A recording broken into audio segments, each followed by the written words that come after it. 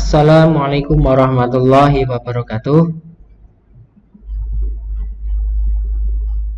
Pada pertemuan kita kali ini akan membahas tentang data definition language, yaitu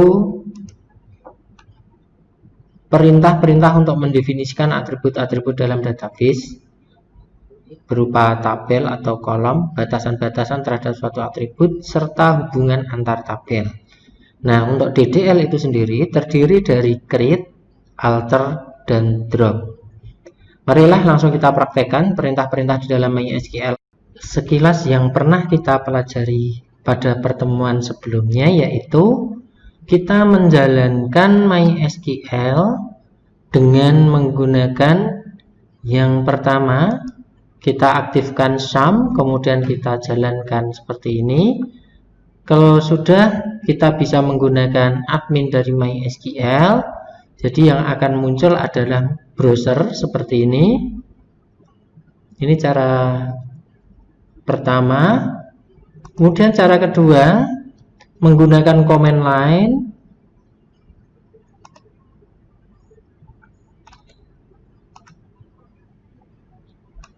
Seperti ini. Command line-nya dengan mengarahkan ke folder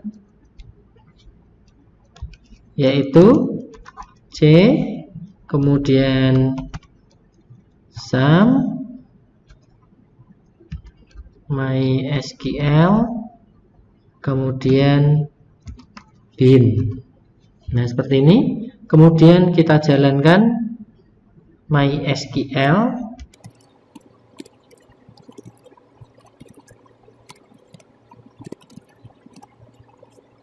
Ya, seperti ini. Ini cara yang pertama kemarin. Nah, kenapa di sini saya tambahkan adanya port, ya, adanya port di sini, main port 3308. Ini karena di dalam komputer saya menggunakan dua server MySQL. Nanti untuk lebih jelasnya akan kita praktekkan. Ini saya tutup dulu. Nah, kali ini kita akan langsung menggunakan fasilitas yang ada di sum tanpa menggunakan command prompt, yaitu menggunakan shell. Nah, shell yang ada di sini. Meskipun kita nanti menggunakan operating sistemnya selain Windows, misalnya kita pakai Windows 10 atau dari Microsoft, misalkan ada yang menggunakan Mac atau menggunakan Apple, ya, Mac OS X misalnya, kita bisa langsung menggunakan shell di sini, ya, shell. Ya, setelah kita menekan tombol shell, akan muncul tampilan seperti ini. Tampilan ini kurang lebihnya sama seperti command line ketika kita mengetikkan cmd kemudian kita tekan enter. Nah, berikutnya adalah bagaimana cara kita masuk ke MySQL.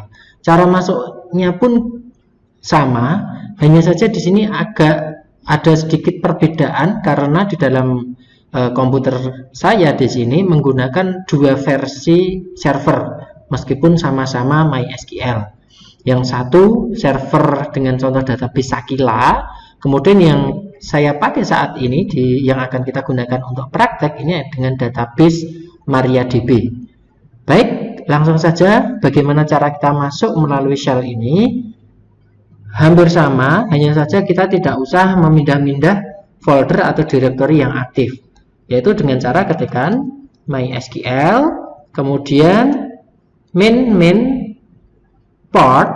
Nah, port yang aktif seperti yang yang pada awal tadi disampaikan, port yang kita gunakan adalah 3308. Kemudian username-nya adalah root, sedangkan passwordnya kita tidak isi. Langsung kita enter. Ya, hasilnya seperti ini. Ya, sedikit mengulang. Kita coba dulu. Kita lihat apakah ada database yang sudah ada di dalam MariaDB. Untuk pertemuan kemarin kita sudah membuat database dengan NIM masing-masing. Nah, saat ini saya akan coba menampilkan apakah sudah ada database yang kita buat dengan perintah show databases. Ya, ternyata di situ sudah muncul database-database yang pernah dibuat. Contohnya ini ada DB 2019-5300. Ini yang akan kita gunakan. Nah, saat ini kita tidak aktif pada database tertentu. Ini berarti kita belum mengaktifkan gitu ya. Cara mengaktifkannya yaitu dengan use db langsung nama database-nya.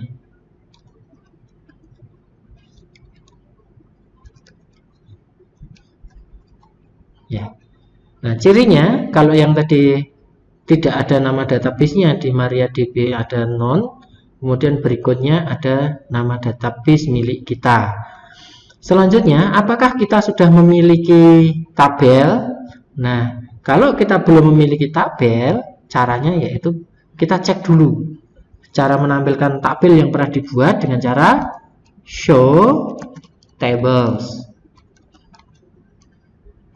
Ya. Nah, kemarin kita sudah membuat tabel dengan nama ABC. Kita buktikan tabel ABC yang kita miliki ini apakah sudah ada strukturnya atau bahkan sudah ada nama, sudah ada isinya. Dengan untuk menampilkan struktur tabel cukup kita tuliskan dash singkatan dari description, kemudian langsung nama tabelnya. Ini berarti kita sudah membuat tabel dengan struktur seperti itu.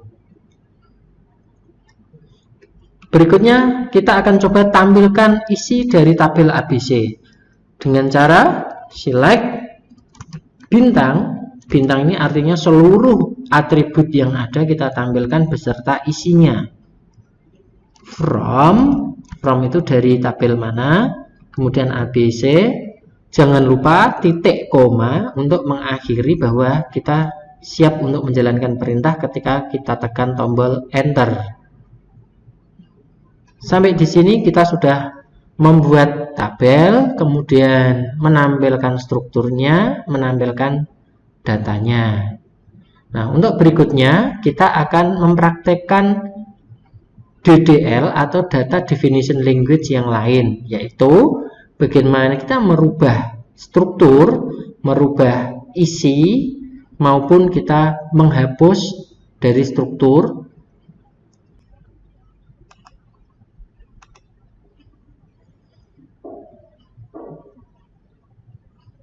Perintah DDL pertama yang akan kita praktekkan yaitu merubah nama tabel. Merubah nama tabel itu dengan perintah alter. Jadi nanti di sini ada alter, kemudian nama tabel awal, kemudian menjadi nama tabel akhir. Nah, perintah alter ini kita bisa menggunakan atau bentuk umumnya yaitu alter tabel, nama tabel awalnya rename menjadi tabel baru. Baik, langsung kita praktekkan yaitu alter ABC. Ingat tabel ABC ya. Tabel ABC, kemudian kita rubah namanya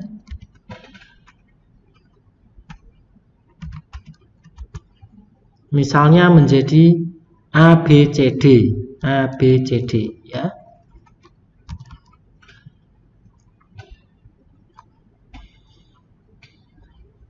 Kita coba kita tampilkan apakah benar sudah berubah.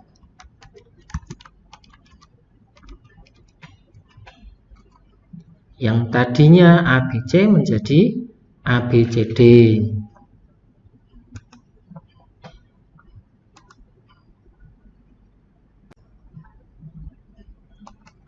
Berikutnya yaitu menambahkan kolom atau atribut baru. Di dalam MySQL kita bisa menggunakan perintah alter juga, yaitu dengan perintah alter tabel, nama tabelnya ABCD, kemudian kita tambahkan add, artinya adalah menambahkan. Apa yang kita tambahkan? Yaitu kolom dengan tipe data yang kita inginkan. Misalnya kita tambahkan kolom E dengan tipe datanya misalnya karakter sebanyak 20 digit.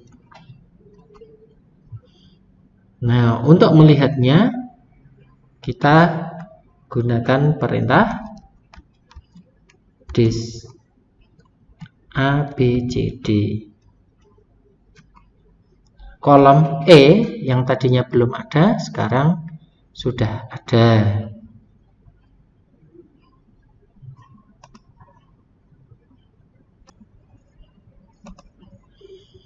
Berikutnya yaitu untuk menghapus kolom atau atribut. Nah, ini untuk praktek saja.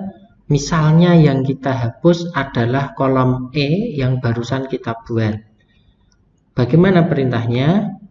Yaitu dengan tetap menggunakan alter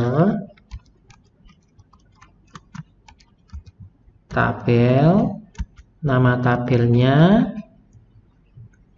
Nah, kemudian perintah untuk menghapusnya yaitu menggunakan drop, kemudian kolom mana yang kita hapus? E. Nah, seperti ini. Maka sudah terhapus satu kolom E. Kita buktikan apakah benar sudah terhapus. Ya, kolom E sudah tidak ada atau sudah tidak tertera di tabel ABCD.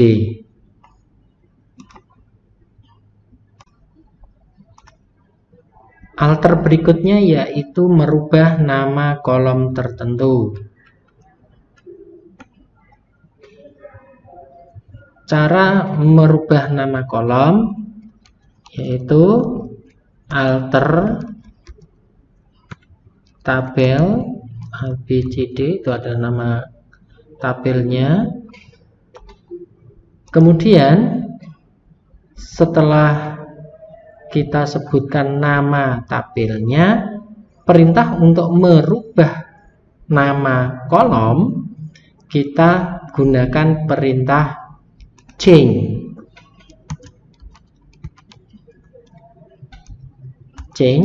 atau merubah, begitu. Berikutnya yang kita rubah apa menjadi apa, kemudian tipenya sama. Misalnya yang akan kita rubah adalah atribut A atau kolom A menjadi misalnya kode. Nah, bagaimana kalau tipe datanya tidak kita sebutkan? Nah, kita coba kita tidak sebutkan. Sebenarnya kalau kita lihat di sini, tipe data dari A adalah karakter 2. Bagaimana? Apakah bisa? Kita coba dengan titik koma, kemudian kita enter. Ternyata tidak bisa. Kenapa? Karena mensyaratkan tipe datanya juga harus disebutkan. Mari kita benahi dengan kode, kemudian tipenya saya sebutkan yaitu char 2. Kemudian saya enter. Nah, di sini berhasil ya. Nah, sekarang kita cek apakah benar sudah berubah. Yang tadinya kolomnya namanya kode, sekarang sudah sudah berubah menjadi kode. Yang tadinya ini A, sekarang berubah menjadi kode.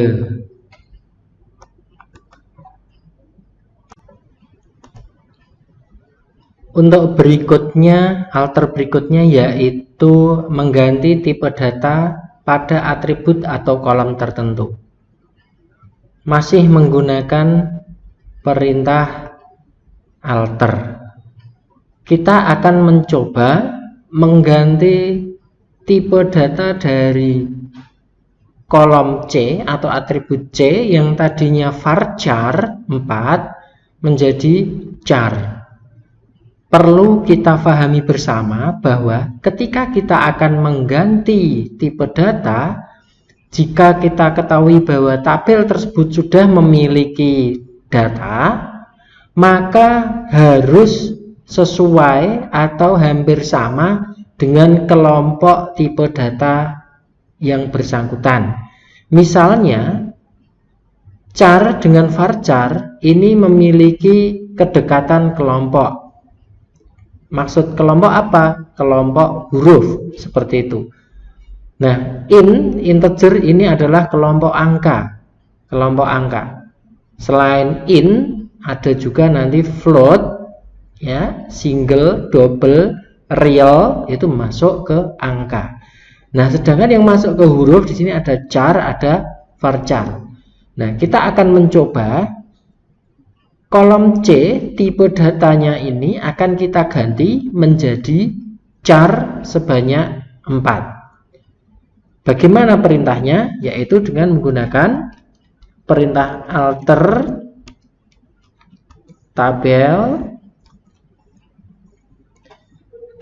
Tabel yang akan kita rubah adalah tabel ABCD. Apa yang kita rubah? Nah, perintah merubah di sini adalah modify. Kita modifikasi pada bagian kolom C, ya, kolom C menjadi yang tadinya varchar menjadi char sebanyak 4. Oke, seperti ini. Coba hasilnya tidak ada masalah. Nah, MySQL akan otomatis ngecek data, ya, akan ngecek data. Apakah datanya nanti konflik atau tidak? Maksud konflik di sini adalah kalau ternyata yang tadinya itu angka dirubah menjadi huruf, biasanya tidak menjadi masalah. Tetapi akan menjadi masalah jika yang tadinya itu adalah huruf atau tipe huruf atau teks atau karakter dirubah menjadi angka.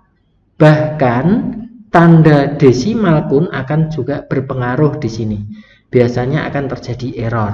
Nah, untuk itu yang perlu kita ketahui bersama, ketika ingin memodifikasi atau ingin merubah tipe data pada atribut harus sesuai dengan kelompoknya. Oke, sekarang kita cek apakah sudah berubah dengan cara def ABCD.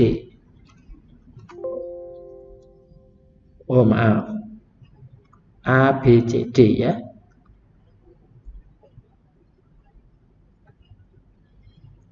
Nah, yang tadinya di sini kita lihat, yang tadinya C di sini varchar sekarang sudah menjadi char atau karakter. Berikutnya yaitu perintah alter yang digunakan untuk menambahkan atribut kunci primer atau primary key. Nah, di dalam teori kita sudah memahami bahwa fungsi dari primary key ini nanti sebagai acuan untuk relasi atau sebagai kunci relasi. Nah, dari tabel ABCD yang pernah kita buat tersebut belum memiliki primary key. Bagaimana cara menambahkannya? Yaitu dengan perintah add. Alter tabel, nama tabelnya Kemudian kita tambahkan add primary key dalam kurung atribut apa. Nah, syarat-syarat dari atribut menjadi key yang pertama, atribut tersebut tidak boleh kosong isinya. Yang pertama. Yang kedua, atribut tersebut datanya unik, tidak boleh ada yang kembar, ya, tidak boleh ada yang kembar. Maka berdasarkan data dari tabel ABCD, kita bisa membuat sebagai contoh ya, kode ini sebagai kunci primer. Maka kita bisa menambahkan di situ yaitu kode sebagai kunci primer. Nah, apakah hal ini bisa berhasil? Kita coba. Ya, tidak ada pesan kesalahan, berarti sudah berhasil. Untuk berikutnya kita cek apakah betul kode tersebut sekarang sudah menjadi primary key.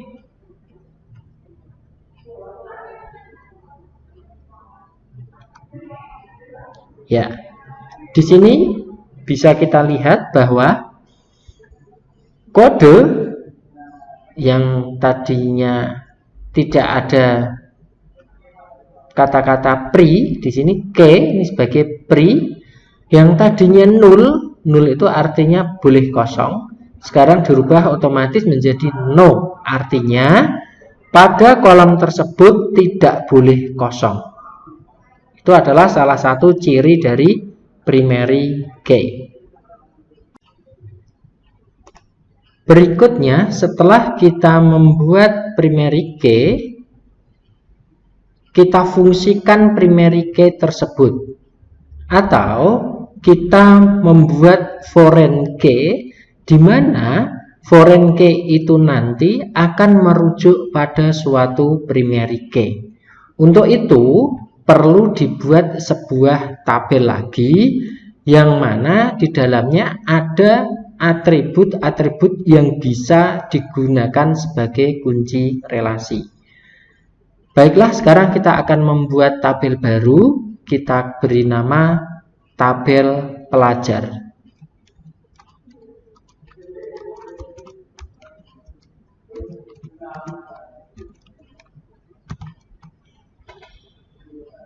Tabel pelajar ini memiliki atribut-atribut, yaitu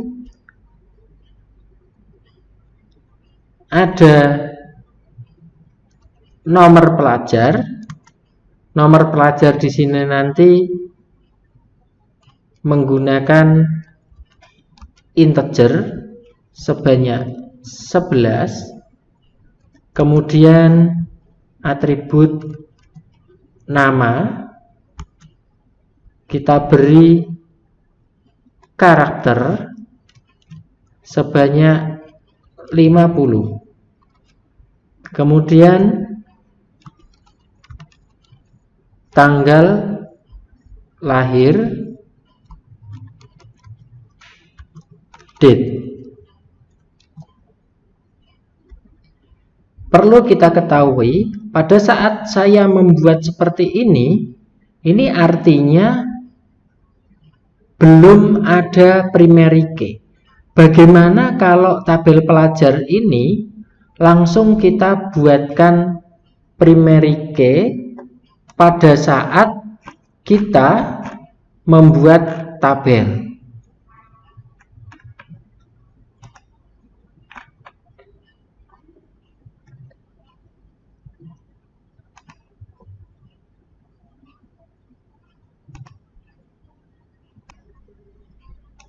Jika kita ingin menambahkan langsung primary key pada saat pembuatan tabel, ini berbeda caranya ketika kita hanya merubah atau menambahkan ketika tabel tersebut sudah jadi.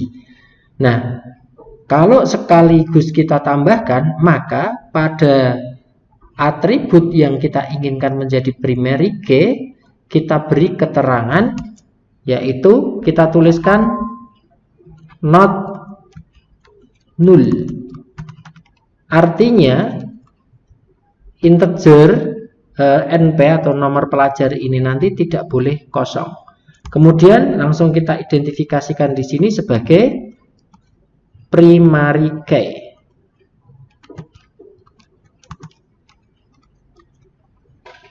Nah, seperti ini. Kita coba apakah berhasil. Diakhiri dengan titik koma, enter. Ya, ternyata berhasil. Dan kita coba isi dari struktur tabel pelajar tersebut.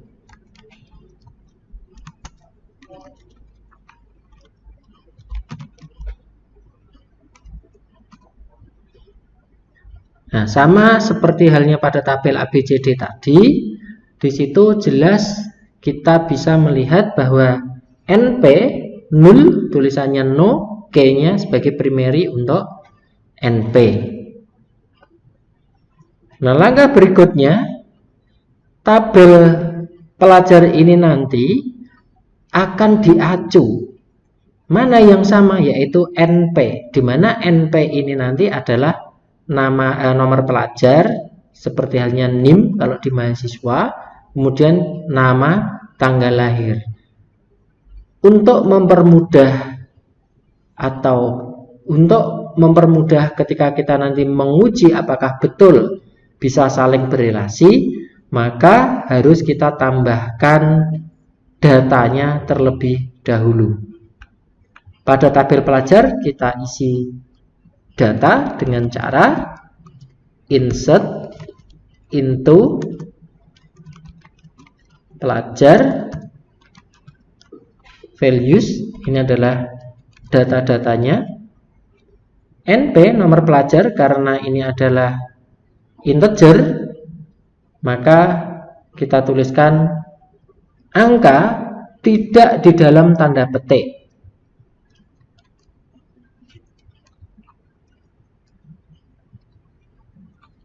Ini untuk atribut NP. Berikutnya untuk atribut nama, kita kasih tanda petik. Misalnya namanya adalah Petro. Kemudian tanggal lahir. Tanggal lahir juga diberikan tanda petik. MySQL secara standar atau defaultnya urutan tanggal lahir atau urutan date, tipe date adalah tahun. Misalnya tahun 2000, kemudian bulan, misalnya bulan 10, kemudian tanggal 20. Jika kita hanya memasukkan satu data saja, langsung kita akhiri dengan titik koma, kemudian enter. Tetapi saya akan coba membuatnya langsung lebih dari satu data dengan cara seperti ini. Koma, kemudian saya kasih nama misalnya Semar, kemudian tanggal lahirnya, tahunnya, ingat ya, tahun dulu, kemudian seperti ini.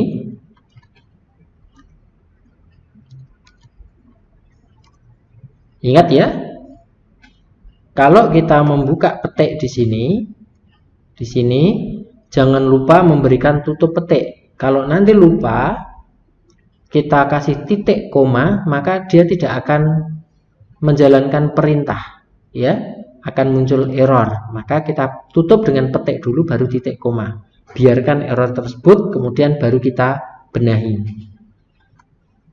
Saya akan membuat 3 baris data.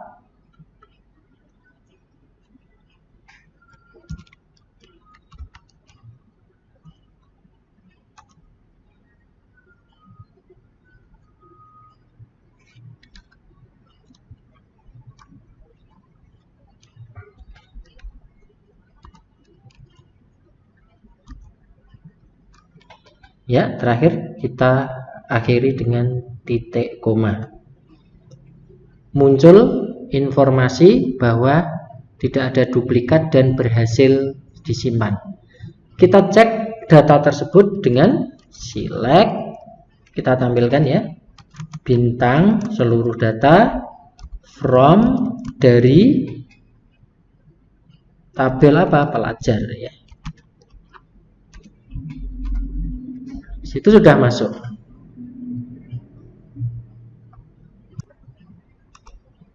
Setelah kita berhasil membuat tabel pelajar, dari tabel pelajar itu akan kita rujuk. Di dalam tabel ABCD terdapat data-data yang menyerupai NP. Bisa kita lihat.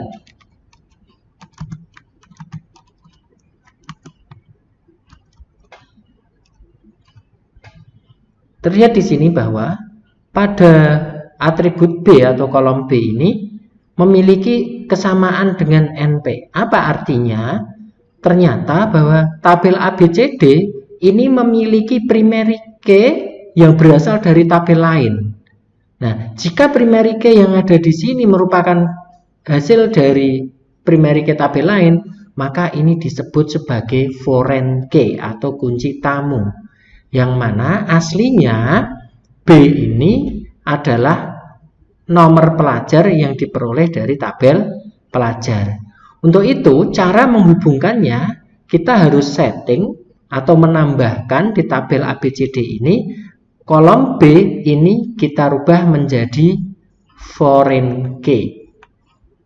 Caranya adalah alter tabel A, B, C, D,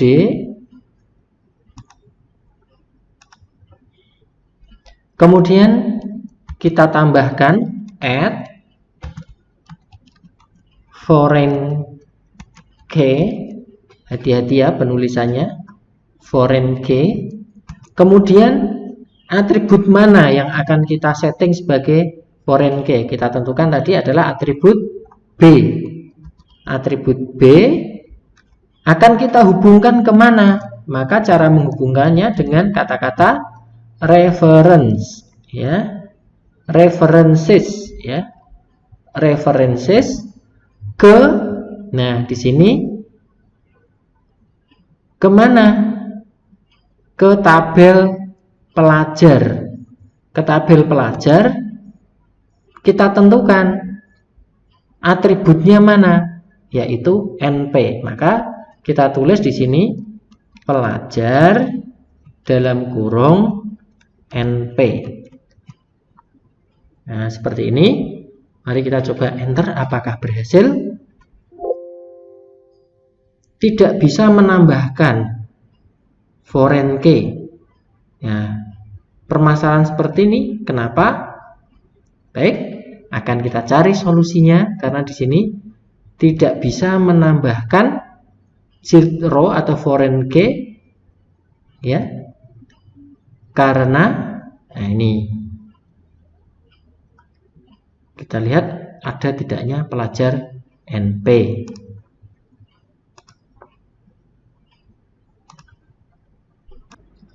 Ternyata masalahnya terletak pada bagian ini.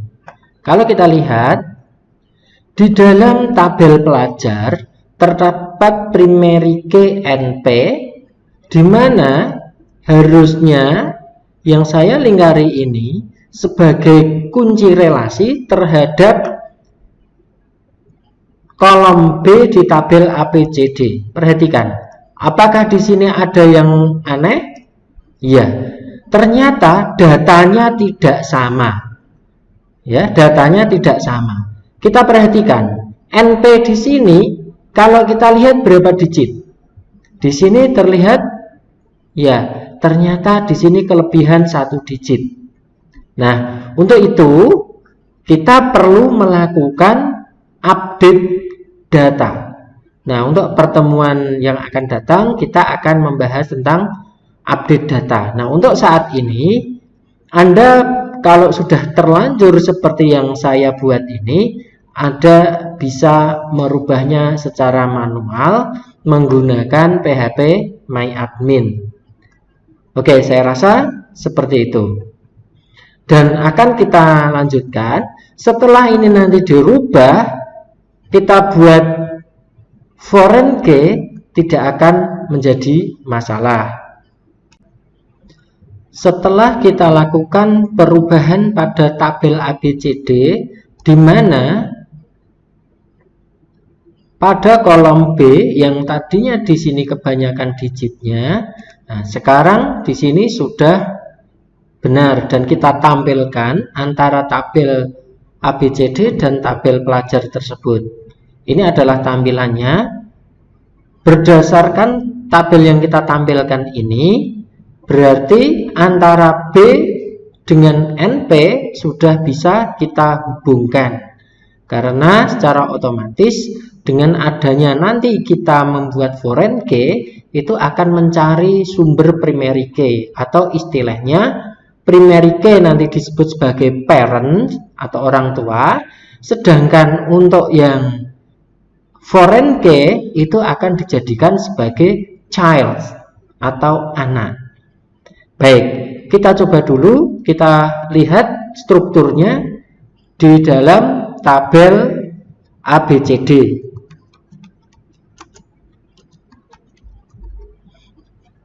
Di sini strukturnya masih sama seperti waktu kita membuat dulu, yaitu dengan adanya kode sebagai primary key. Sekarang kita tambahkan di dalam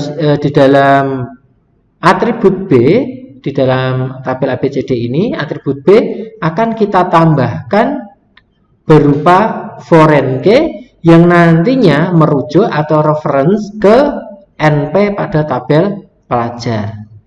Bagaimana caranya? Yaitu dengan kita ketikkan alter tabel ABCD add foreign key yang kita tambahkan apa? Yaitu kolom B. Nah, sekarang reference ya, seperti yang kemarin yang reference gitu ya, reference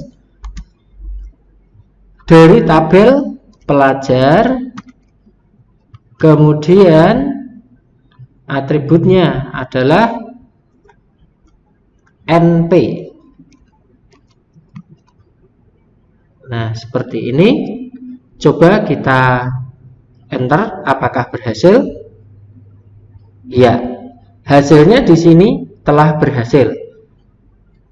Kita uji apakah tabel ABCD ini ada perubahan pada strukturnya. Kita uji dengan kita lihat dengan memperlihatkan strukturnya. Ya, ternyata di sini ada tambahan kata-kata mul, ya. Mul, MUL, ini kalau kita lihat itu bisa juga disebut sebagai indeks, begitu ya, dimana ini nanti berhubungan dengan tabel pelajar. Nah, seperti itu. Oke, kalau tadi kita sudah membuat kode program bagaimana menghubungkan tabel satu dengan yang lain dengan adanya primary key dan foreign key, untuk selanjutnya akan kita tampilkan seperti apa bentuk hubungan dari foreign key dan primary key tersebut secara grafis. Nah, secara grafis kita akan tunjukkan menggunakan phpMyAdmin, ya, menggunakan phpMyAdmin.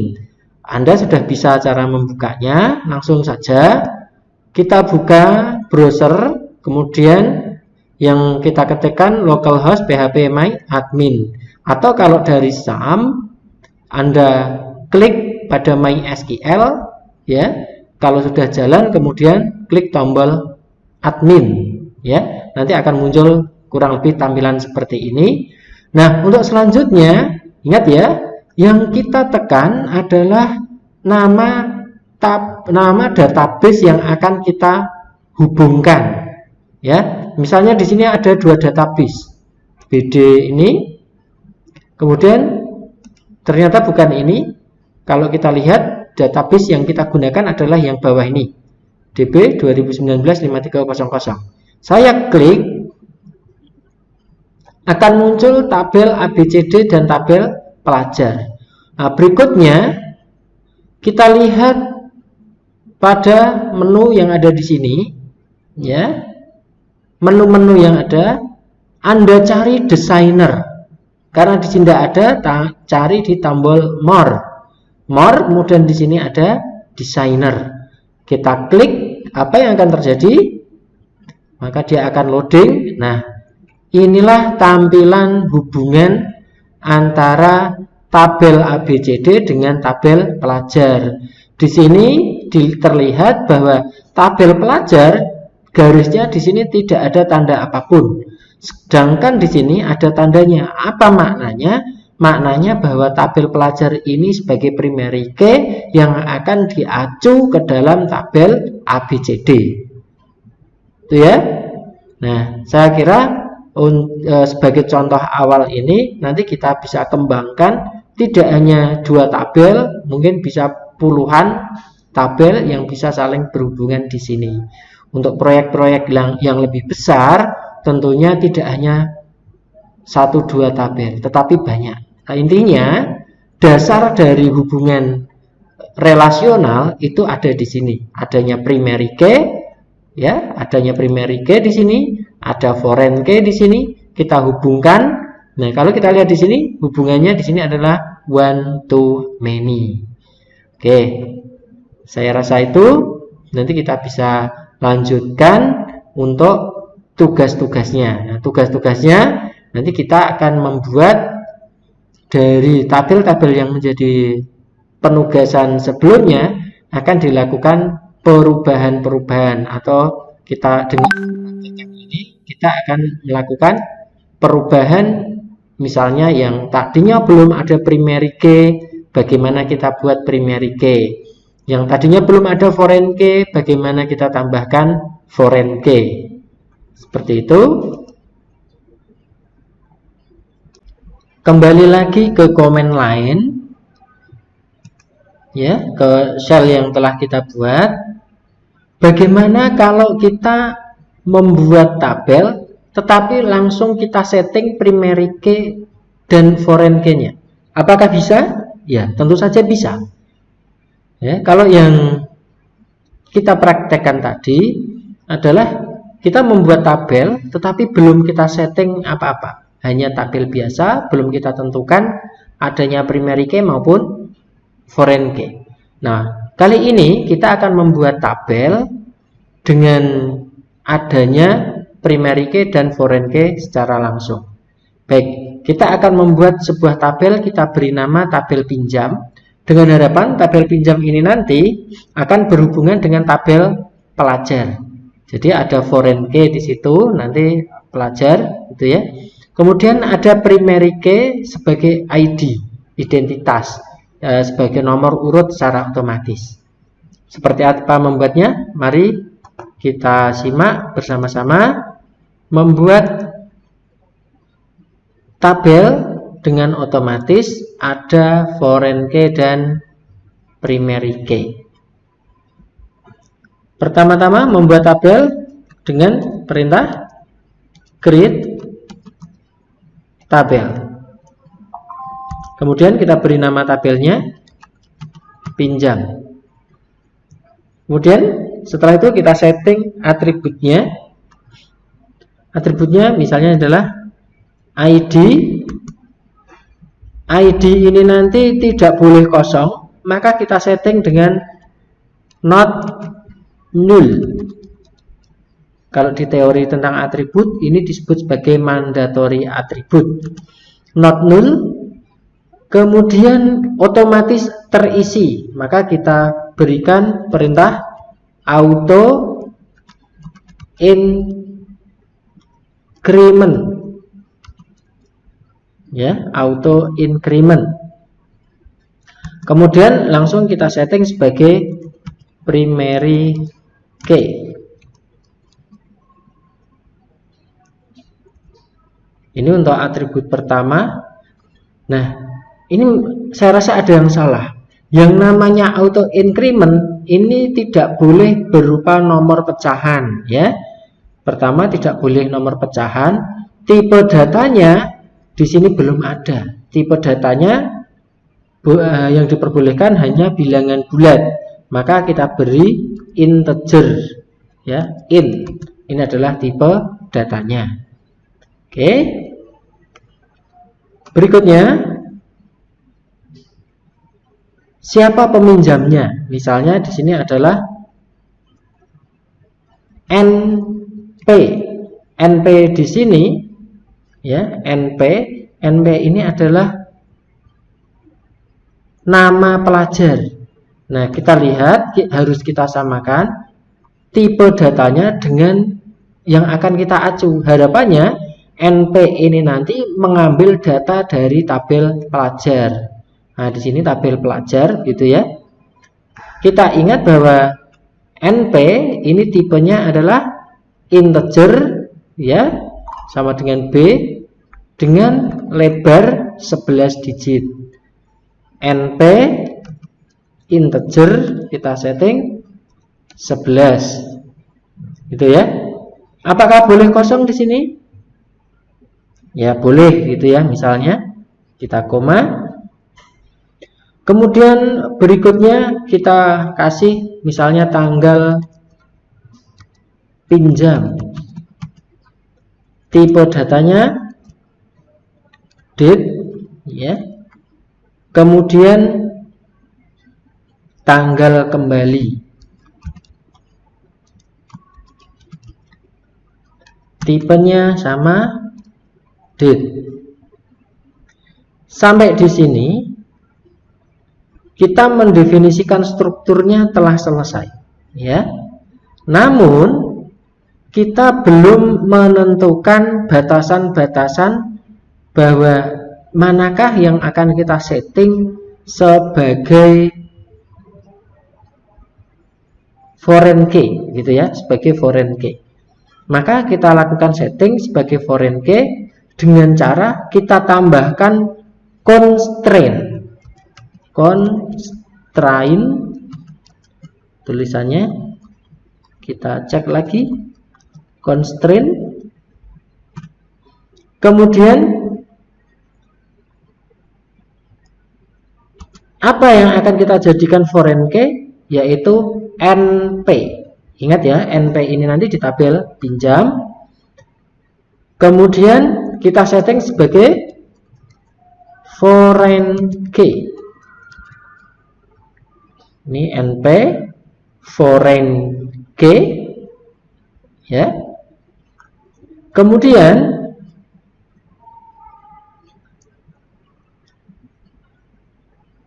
constraint-nya NP foreign key dan dia kasih nama indeksnya, nanti juga kita kasih nama sama NP itu sendiri, ya, bahwa NP ini nanti sebagai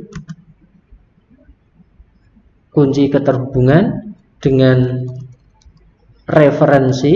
referensinya menuju ke tabel pelajar, begitu, ya. Ini sebenarnya besar kecil tidak mengaruh untuk pembuatan penulisannya, hanya untuk mempertegas saja, gitu ya. Nah, pelajar yang akan kita jadikan rujukan referensinya yaitu nomor pelajar. Seperti itu. Coba kita lihat di sini NP ada ya, NP di tabel pelajar. Oke, sampai di sini cukup. Kemudian kita kasih kurung tutup, selesai. Nah, apakah berhasil? Kita coba enter. Ya, ternyata berhasil. Dan sekarang coba kita lihat strukturnya. Struktur dari pinjam seperti ini hasilnya. Perhatikan di sini langsung akan tersetting sebagai primary key, kemudian ini sebagai foreign key, NP. Nah, di sini ekstranya auto increment. Apa maksud auto increment? Maksudnya dia akan bertambah satu nomor atau bertambah satu angka dari angka yang paling rendah sebelumnya. Seperti itu.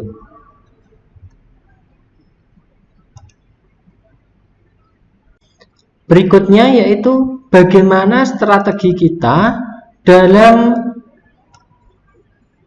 insert data.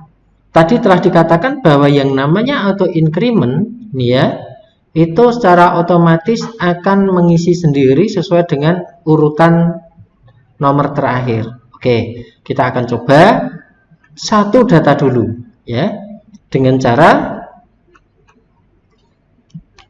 insert into pinjam kemudian values ya. Gini. Nah, yang pertama yang kita inputkan adalah bagian integer. Integer di sini kita kosongi, langsung kasih koma saja, misalnya seperti ini. Koma, ingat ya, jangan diberi spasi.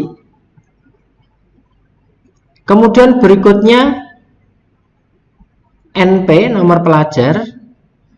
Kita harus merujuk ke sini datanya ya. Nomor pelajar, from pelajar, misalnya saya ambil yang 002 Semar. Karena integer juga tipenya, tidak usah dikasih tanda petik. 002, kemudian koma. Nah, di sini kita masukkan misalnya tanggal hari ini. Di dalam perintah MySQL kalau tanggal hari ini cukup kita tuliskan now. Apakah bisa? Kita coba saja ya. Now. Kemudian untuk tanggal kembali, misalnya tanggal kembali belum dikembalikan, saya kosongi seperti ini ya, atau kasih petik kosong seperti ini karena tanggal biasanya ada petiknya. Kemudian saya tutup seperti ini.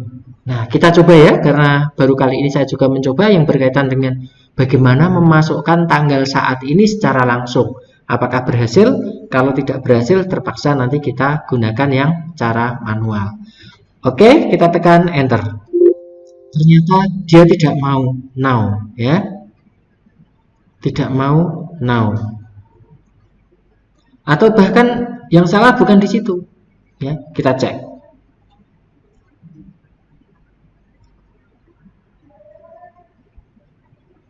Di sini seperti ini ya. Harusnya insert into pinjam values.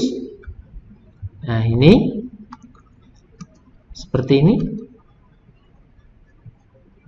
Now coba kita masukkan manualnya. Manual hari ini yaitu tanggal 20 misalnya ya, 2020, kemudian bulannya 10. Ingat urutan tahun, bulan, tanggal. Seperti ini. Kita coba enter. Kalau masih tidak mau, saya curiga yang salah adalah di bagian yang di sini, perlu tanda kutip atau yang lainnya. Kita enter. Ternyata masih salah ya.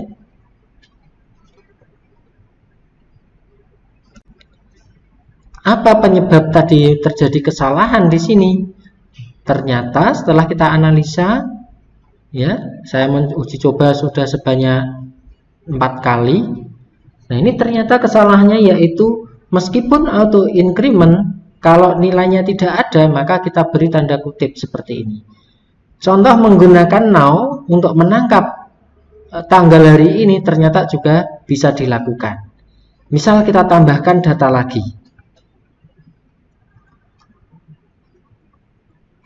Saya masukkan misalnya NP-nya 003. Kemudian saya balik, tanggal kembalinya itu adalah saat ini. dengan menambahkan now. Untuk tanggal pinjamnya misalnya adalah tanggal 17 ya, tahunnya 2020, bulannya 10, seperti ini. Oke, kita enter. Ya, berhasil. Kita lihat sekarang datanya. Seperti apa data keseluruhan? Saya tidak memasukkan ID ya di sini. Di sini saya kasih tanda petik. Kalau yang sebelumnya tidak ada tanda petik, hanya koma seperti ini, ternyata ada pesan kesalahan seperti itu. Langsung kita cek, select bintang from pinjam. Ya, ID-nya otomatis 345. Kenapa 345? Karena saya telah melakukan uji coba dan saya hapus 2 data sebelumnya. Maka dia akan otomatis urut seperti ini. Nomor pelajar di sini mengacu ke sana, ke pelajar ya, NP. Tanggal pinjam. Nah, ini saat ini di dalam komputer saya setting tanggal 21 now ya. Maka ini juga now munculnya. Nah, seperti itu.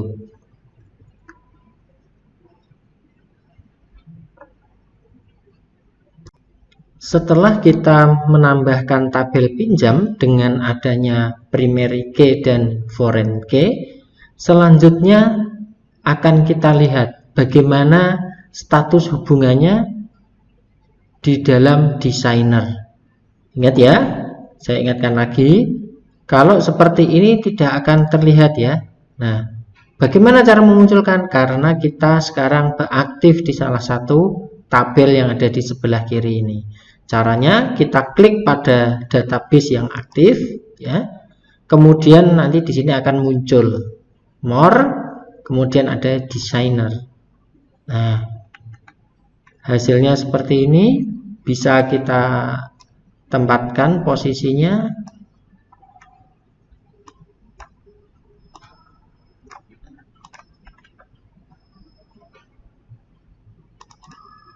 Nah, ya.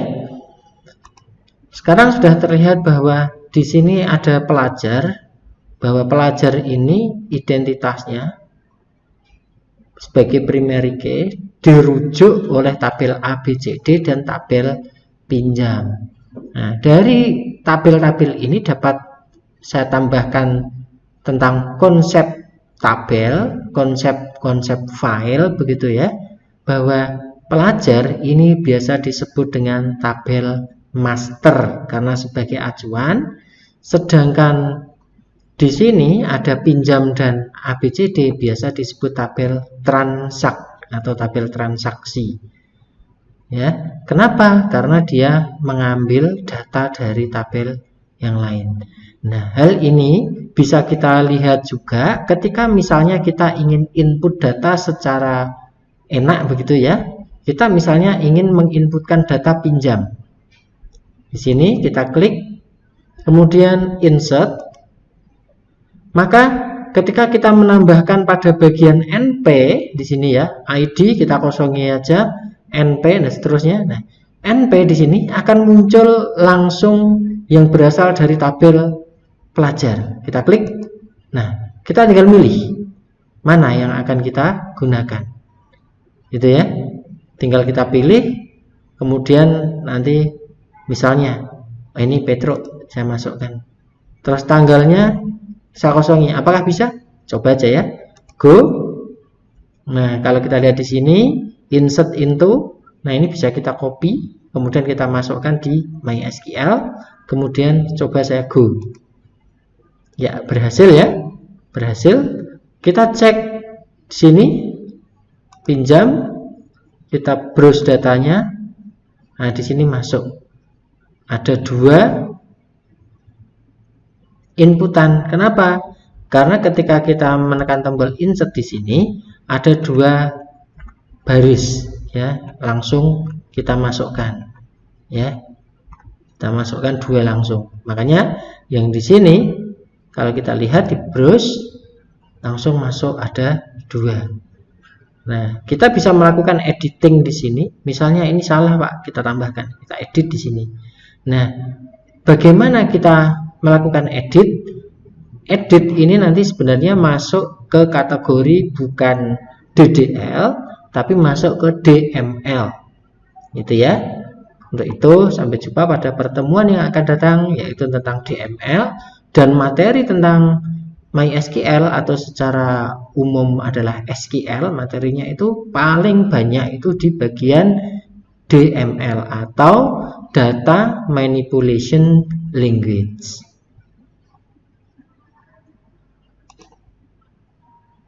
Demikianlah pertemuan kita kali ini. Kita telah membahas Data Definition Language dari create, drop sampai dengan alter secara lengkap. Dari contoh-contoh kita langsung praktekkan.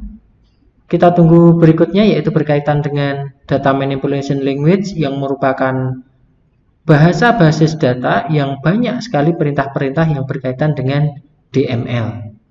Apabila penyampaian saya kali ini kurang berkenan, kami mohon maaf. Assalamualaikum warahmatullahi wabarakatuh.